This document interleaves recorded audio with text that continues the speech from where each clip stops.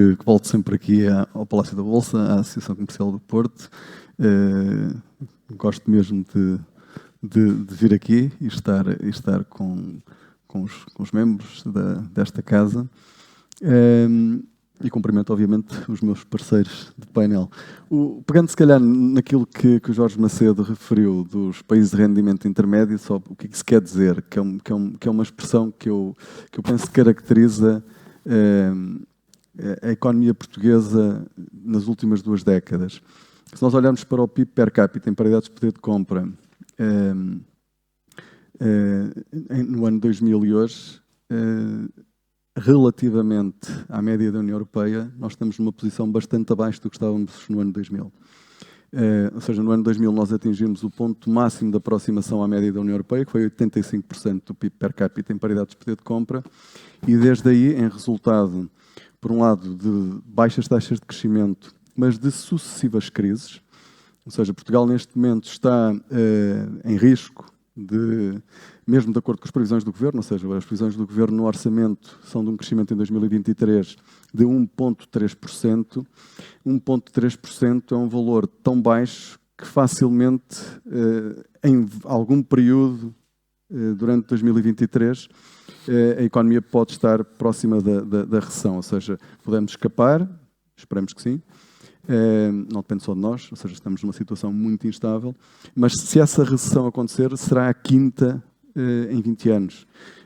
E quando nós olhamos para as recessões entre 2002 e 2020, que foi a última causada pela pandemia, na sequência do período mais longo e mais forte de crescimento que tivemos, entre 2013 e 2019, o que nós concluímos é que em cada 4 anos, um ano foi de crise. Ou seja, isto coloca enormes desafios, quer à governação, quer à gestão das empresas. Ou seja, todas as organizações que contribuem para a criação de riqueza, estando expostas a sucessivos choques, ainda por cima com intervalos muito curtos, é muito mais difícil planear, exige uma enorme resiliência. Aliás, eu escrevi recentemente que uma vantagem que nós podemos ter para lidar com a próxima crise é que, de facto, nós temos empresários muito experientes a lidar com crises. Ou seja, o que é que têm que fazer para se proteger? E depois podemos falar um pouco disso, embora eu não seja especialista, não sou empresário, mas é uma dimensão, ou seja, é uma forma de gerir completamente diferente. Eu dizia no meu último artigo do Observador que é completamente diferente daquilo que foi nos últimos 20 anos, se compararmos com os 20 anos anteriores. Ou seja, houve o 25 de Abril, que gerou imensa turbulência, mas a economia foi sempre crescendo, teve uma crise naquele período, mas depois foi sempre crescendo. Houve 2 recessões nesse espaço de 20 anos, até 2002, e foram recessões relativamente curtas. O que é que isso quer dizer? Quer dizer que com recessões de cerca de 1 ano, a que seguem 10 anos de crescimento, as empresas podem pensar como é que vão lidar com essa recessão, perspectivando logo o crescimento futuro. Isto é, se calhar há investimentos que não deixam de fazer, porque o quadro é de relativa estabilidade e de crescimento e têm possibilidade de obter retorno nos anos seguintes por um período relativamente longo. Ora, o que tem acontecido ao longo do século XXI, e atenção, como sempre, numa economia global, isto tem uma dimensão que é internacional, ou seja, de facto, a economia está mais volátil nos últimos 10 anos. Portugal teve crises que foram específicas, que foram só nossas, teve outras, como as que estão a acontecer agora, que são internacionais, mas que obviamente depois o sistema de amplificação desses choques tem a ver com a nossa estrutura e com as respostas que nós demos a essas crises. Mas o que nós temos é um horizonte temporal para quem está a gerir e a decidir investir e como é que vai aplicar, no fundo, o capital num contexto completamente diferente. Esse é o primeiro ponto que eu gostava de fazer. Quem vai enfrentar a próxima crise já levou com muitas crises, já sofreu muitos choques nos últimos 10 anos, crises muito graves. E por isso, isso implica que muitas empresas estão debilitadas financeiramente, é preciso também dizer isso, ou seja, as empresas portuguesas, apesar do progresso que se fez e melhorou muito do ponto de vista, por exemplo, da liquidez, ou seja, as empresas hoje têm liquidez nos bancos, algumas, depende obviamente, mas em média a situação é muito melhor, ou seja, isso é uma proteção que as empresas têm. Mas são ainda assim muito endividadas e por isso esta dimensão do aumento, por exemplo, das taxas de juros, que nós temos salientado muito o impacto nas famílias, mas nas empresas vai ser também significativo, porque as empresas portuguesas são extremamente endividadas ainda. Estão extremamente endividadas. E nós sabemos que uma empresa endividada é uma empresa que, quando os custos de financiamento aumentam, isso já fiz essa análise, ou seja, a variação da capacidade de financiamento da empresa é brutal e a capacidade que ela tem de realizar investimento também fica muito, muito diminuída. E aqui entram os fundos, ou seja, eu acho que os fundos europeus têm um conjunto de funções, de objetivos. O facto de nós termos tido este tipo de contexto económico nos últimos 20 anos, eu penso que condicionou, de certa forma, a forma como eles foram utilizados. Os fundos foram muitas vezes a forma de garantir que as empresas conseguiam fazer os investimentos mais depressa. Ou seja, tiveram um efeito multiplicador, acelerador da realização de investimento. E no contexto em que nós vivemos de grande incerteza e de grande debilidade financeira das empresas, há argumentos para essa estratégia. No entanto, ou seja, o que é que eu quero dizer com isto? A forma como nós alocamos fundos europeus não é, e a eficácia que depois eles vão ter, não é independente do contexto macroeconómico. Depende de outras variáveis, que eu também gostava de falar um pouco, mas é afetado pelo contexto macroeconómico. E por isso, com esta volatilidade toda, há empresas que têm capacidade de fazer investimento, mas que fariam mais devagar e que, tendo a possibilidade de alavancar o seu investimento com fundos europeus, realizarão mais depressa e poderão fazer investimentos mais ambiciosos. E isso pode ser bom para a economia portuguesa. Mas, se nós pensarmos naquilo que é o objetivo inicial dos fundos europeus e quais devem ser os critérios para a sua alocação, esta forma como nós alocamos os fundos europeus, do meu ponto de vista, suscita algumas dúvidas. O que é que eu quero dizer com isto? Os fundos europeus são fundos públicos, fundamentalmente financiados com o dinheiro dos contribuintes europeus. Ou seja, os fundos para as empresas são fundamentalmente FEDER, são fundos que vêm pelo Fundo de Coesão. O objetivo destes fundos no fundo, acelerar a convergência de regiões que estão muito longe do ponto de vista do PIB per capita da média da União Europeia. Ou seja, é transformar a estrutura produtiva, torná-la mais competitiva para ser mais internacionalizada e com mais capacidade de inovação e tudo isso. O que esses fundos, ou seja, o objetivo que eles têm é transformar a nossa estrutura produtiva. Porque nós devemos pensar o que é que precisamos para transformar a nossa estrutura produtiva. E aqui entram os critérios para a alocação destes fundos, dos fundos europeus, que têm diferentes objetivos, mas no fundo eles concorrem todos para o mesmo objetivo, que é o desenvolvimento do país e em particular das regiões de PIB per capita mais baixo. Nós temos fundos públicos. Os fundos públicos têm como condição chegarem ao máximo de empresas da forma mais transparente possível, da forma mais simples possível, para que, de facto, os melhores projetos possam ser apresentados, possam ser bem avaliados e depois possam ser implementados com a ajuda desses fundos europeus. Só para termos uma ideia, entre 2007 e 2019, que é um período que eu tenho estudado e continuo a estudar, tenho uns 2 estudantes de doutoramento só a trabalhar sobre fundos europeus para empresas, nós tivemos mais de 27 mil candidaturas a fundos europeus, tivemos 13 mil, quase 14 mil que foram chumbadas e tivemos cerca de 11 mil que foram financiadas.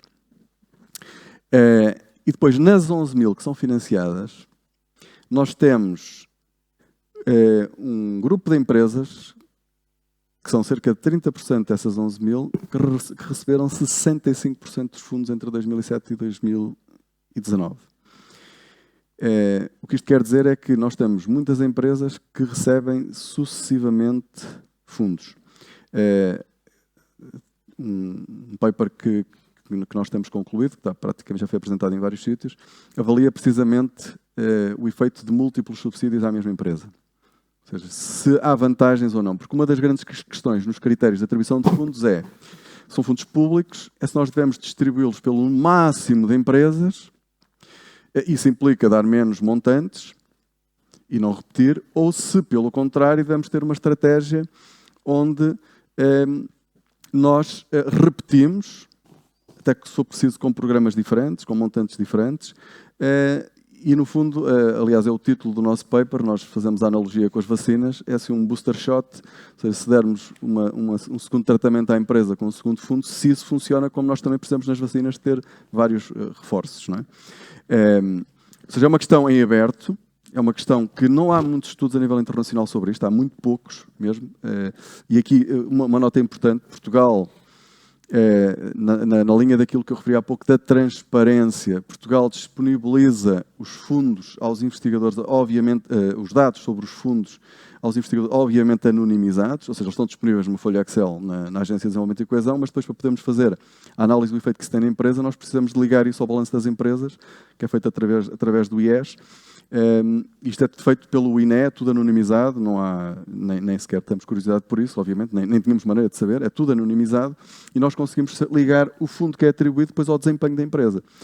E não há muitos países que consigam fazer isto da forma que nós conseguimos, porque nós conseguimos fazer isto para a população das empresas que receberam fundos desde 2007. É uma coisa que nós, investigadores, apreciamos muito e permite fazer análises daquilo que nós chamamos a identificação do efeito de um determinado fundo, ou seja, como é que isso influenciou o desempenho da empresa e, em particular, aquela variável que é decisiva para a tal transformação da economia portuguesa e para a sua convergência, que é como é que isso afetou a produtividade da empresa. E os meus estudos têm-se concentrado precisamente nisso. Isto é, resumindo os resultados que nós temos encontrado. Primeiro resultado, ou seja, só concluindo aquilo que estava a dizer há pouco, ou seja, em Portugal há uma concentração de fundos num número relativamente reduzido de empresas. Nós temos cerca de 2.000 empresas, até 2019, 2.167, que receberam quase metade do CREN e as mesmas tinham recebido quase metade do PT 2020. Eu não sei se isto é bom ou se é mau. Ou seja, é isso que nós estamos a estudar precisamente se isso é uma estratégia correta ou não. Ou seja, isso quer dizer que nós estamos a concentrar, os fundos são bastante concentrados em Portugal. E temos que perceber qual é a razão para isto. Ou seja, se é aquilo que se chama na política industrial o picking winners, ou seja, no fundo, sabemos que um conjunto de empresas já apresentaram resultados noutros programas, noutras calls, e por isso o dinheiro ali é bem investido, eles vão apresentar resultados, e é basicamente o gestor que não está a correr riscos de ter dinheiro mal investido e depois do projeto não ser bem sucedido. Podemos ter situações de lobby, seja de captura dos interesses, de captura dos decisores públicos por interesses privados. Ou seja, isso é uma questão que tem que estar sempre em aberto. Ou seja, porque nestes fundos, vejam o que se está a passar na Hungria neste momento, ou seja, a Hungria neste momento está com penalizações muito fortes para aceder a fundos, precisamente porque tem problemas seríssimos na forma como atribui os fundos, que não o faz, aparentemente, de uma forma transparente e com critérios, porque são fundos públicos, eu volto a dizer isto. Ou seja, quando nós damos um fundo a alguém, estamos a excluir outra. Se não houvesse mais candidaturas, mas não, como eu vos disse há pouco, há muito mais candidaturas do que aqueles que recebem.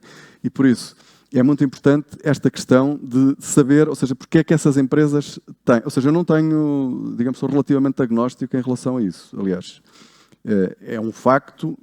Aquilo que nós estamos andando a fazer é precisamente estas empresas são empresas boas, são empresas produtivas, apresentam resultados, mas daquilo que interessa é saber se de facto o fundo fez diferença ou não. Ou seja, o que nós temos que fazer é perceber se o facto de termos concentrado, se isso teve um benefício ou não para a produtividade da empresa. E aí os resultados não são fantásticos. Então, indo aos resultados que nós temos basicamente para os fundos europeus. Em primeiro lugar, em Portugal, primeiro, há bastantes candidaturas. Acho que o sistema de candidaturas tem que se simplificar e temos que tentar trazer mais empresas para estas candidaturas. Claro que isso dá trabalho depois aos decisores, mas temos que tentar fazer isso. Isso tem vindo a ser feito. A partir do momento em que temos as candidaturas, ou seja, nós temos muitas candidaturas, naqueles que receberam, nós encontramos, de facto, efeitos no investimento, no emprego, claramente, e às vezes no valor acrescentado, nas exportações às vezes e na produtividade não muitas vezes. Depois, isto varia consoante, por exemplo, a dimensão das empresas. Aonde isto parece ter mais efeito é nas pequenas empresas. Isto é, nas micro nós não encontramos efeitos praticamente nenhuns. Isso não quer dizer que as empresas micro não devam ter apoios, mas da forma que eles estão a ser dados com estes fundos não parece funcionar. Nas médias e nas grandes também não há efeitos muito significativos. Ou seja, o que é que isto parece sugerir? É preciso ter uma determinada escala, já uma certa dimensão, e é a partir daí que a empresa mais beneficia de ter esse tratamento. Ou seja, de receber o fundo. Depois, só mais uma nota.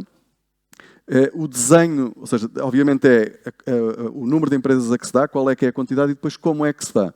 E aí só uma nota, se calhar temos a oportunidade de depois falar disto a seguir, que é, por exemplo, no sistema de IDT, se os incentivos devem ser para projetos individuais ou se devem ser projetos em copromoção. Esse é outro dos trabalhos que estamos a desenvolver em parceria com a Agência Nacional de Inovação. Os projetos em copromoção, ou seja, primeiro este sistema parece ter resultados, mesmo na produtividade. Ou seja, este sistema de incentivos tem resultados, mesmo na produtividade, nós temos resultados bastante robustos, mesmo na produtividade, incluindo na produtividade total dos fatores, que é mais incomum.